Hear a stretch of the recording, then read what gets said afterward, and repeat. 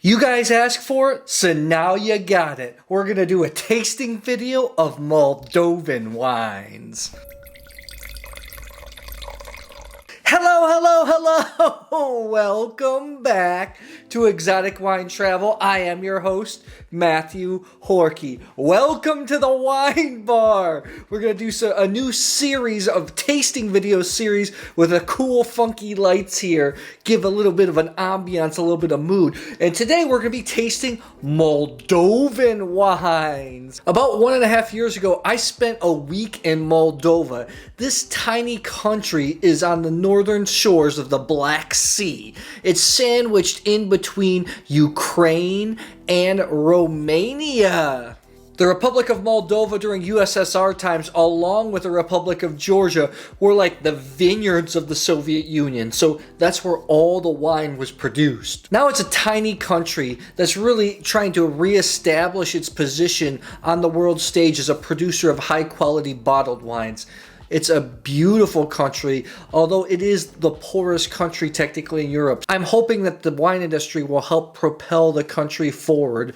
Actually, Moldova is a country that has the largest amount of the population that's actually working in the wine industry. This tiny country has a continental climate, and then if you move further south, it's almost quasi-Mediterranean because it's on the Black Sea.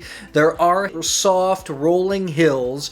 There's about 112,000 hectares of vineyards. If I do my calculations, like 250,000 acres. It's broken into 4 regions, although one of those regions is basically for cognac. So the 3 wine regions are Codru, then move further down south to Stefan Voda, and then moving down south, the warmest, Valul Traian. I think I spelled that right. I think that means the Valley of Traian. When Moldova became its own country, it was supplying Russia with vast amounts of sweet wines, but then there was an embargo, so Moldova had to reinvent itself, and this has only taken place in the last 10 years to produce high-quality, dry wines more suitable for the European or American or international palate. And I have to say, just in a 10-year period, they have succeeded. There are some excellent wines being made in the country from producers of all size, both big and small. Today we have 2 of the smaller producers. Oh, I forgot a wine glass. Shoot. You know, you are going to see a lot of the big 5 varieties grown there. What I'm talking about is Cabernet Sauvignon, Merlot, Pinot Noir, Sauvignon Blanc, and Chardonnay. But they also have their own varieties, which are also grown in Romania. And we're going to taste some of those here today. I do have to say, I know it sounds a little bit boring, but I like the Bordeaux blends in Moldova. We actually have a red, that's a Bordeaux blend with a local variety, so I'm excited to taste it. The Tourism Board of Moldova sent me these wines for the Mărțișor celebration. It's kind of a festival that takes place on the 1st of March. It represents the spring, health, and prosperity. These were just gifts, but I'm excited to do a tasting video because you guys have actually really liked some of the Moldovan content that I've put up. So let's get into the tasting, shall we? First, I have the Terrios, one of the highest quality tiny producers. This is the Harap Alb, which means Harap White. This is a Blanc de Noirs from Cabernet Sauvignon and Fetesca Negra. Blanc de Noirs means a white wine made from red grapes. You see that term in champagne a lot. While I love Blanc de Noir champagne, I'm usually not a fan of still Blanc de Noirs, but this might change my opinion. Cabernet Sauvignon has acidity. Fetesca Negra is one of the local grapes there, which means black maiden. Let's see how this tastes, shall we? I have my trusty Coravin here. This makes all the tastings useful. If you guys do want to support the show, I'll put a link, an Amazon link to Coravin in the description box below. It doesn't cost you anything, but if you do purchase with those links, it really helps out the show. I do get a small commission. Thank you in advance. Terrios actually produces a very nice Bordeaux blend and a nice blend of Bordeaux varieties with the local grape Fetesca Negra. That's what I was hoping they would send, but hey, beggars can't be choosers, right? I can already smell it popping out of the glass right here. Very Blanc de Noirsy. And when I say that, when you have Blanc de Noir champagne, you get almost kind of red fruit notes, almost like soft strawberry type notes. A little bit of mineral, a little bit of green apple, but the strawberry really jumps out, which is kind of weird in a white wine, right? Not bad, not bad. Blanc de Noirs are full body. Sometimes I feel like they can be a little bit sappy, lacking acidity. This has nice acidity that hits the corners of the mouth. You know, that little sourness, that little bit of a grip. It's not razor sharp. It doesn't rip through your palate. You kind of have these lemony tart flavors on the back end. This is a really, really nice wine. For me, I think, you know, when you have white wines with high acidity, they're really good food pairing wines. Blanc de Noirs, they don't have as much acidity, a little bit softer, so I kind of think of them as just aperitif or just drinking it by itself. Actually, I'm surprised. I actually thought that this was not going to be very good. I wasn't having high expectations. I kind of like it, so good job, Ministerios. Let's move on. I gotta get another glass.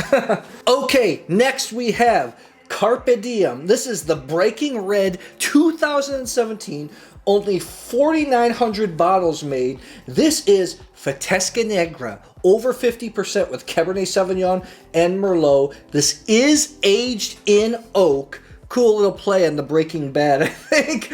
Carpe Diem produces my favorite dry red of Moldova called Bad Boys. That's a blend of Fetesca Negra and Saperavi, and I swear it tastes a little bit like a cote roti. Smoky bacon fat, peppery, a little bit of these violet notes, some meat notes with those nice blackberry fruits. It's really a outstanding wine, but I'm excited to try this one. I have tried a lot of their wines. I have not tried this one before.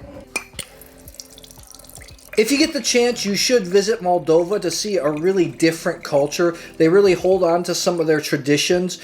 And like I said, the country depends on tourism, wine, so you want to go check it out once the world starts to clear up. If you want to go to some exotic place, you know, brag to your friends, I had a cool passport, I recommend you go there. Prices are nice, it's affordable, and what you get for your money in terms of wine quality is extremely high. Carpe Diem also owns a wine bar in Chisinau, I think that's how you pronounce it, the capital city, one of the most renowned wine bars. That's where I tasted most of their wines. Let's get into this, shall we? Fetesca Negra, Black Maiden. It's a dark-skinned red grape, and it has these flowery characteristics, almost Syrah, like in some pepper notes. I generally like the Fetesca Negra in Moldova as opposed to Romania. Romania, sometimes it can be a little bit too plummy, a little bit too alcoholic, a little bit too fat. Let's give this a go. I have high hopes for this wine. Let's... Very nice nose. Oak integration's very good here. This has a little bit of bacon fat type flavors from the wood. I know it sounds funny, but literally, sometimes with oaked wines, you can get this bacon fat type nose. Black olive, black cherry, red cherry type notes. A little bit of pepper. This really does smell like bacon fat. It really does. Let's give this a go. Surprisingly, this is not a big, humongous, full-bodied wine. It's a medium-bodied wine. I get the wood still, but the fruit comes through, and it has this nice peppery finish. You know why I like this? I brought a Moldovan Bordeaux blend to my friend in Switzerland once, and we opened a cote roti that night, a Chateauneuf de Pape. The Chateauneuf de Pape was corked or was over the hill, unfortunately, and the Moldovan wine won. The thing I like about Moldovan wines are the tannins are always quite ripe. I think they have quite long growing seasons. Nice moderate climate, so the growing season stretches out. Those tannins are able to ripen fully. You still have the nice acidity to balance. I was expecting this to be a monster. It's not. What's the alcohol? Alcohol is 14.5, which really shocks me. This does not taste like a Bordeaux blend. There's so much Fetesca Negra in it that it tastes really distinctively different. Yeah, good job, Moldova. I hope to get back to the country when this all clears up, support some of these small producers. They sent these wines through a shop in Portugal. I know the Moldovan wines are available in the U.S. as well, so you guys want to check them out. Let me know, have you tasted Moldovan wine before? I have more tasting videos coming up, so make sure you subscribe to the YouTube channel. And you know what? I will see you guys soon.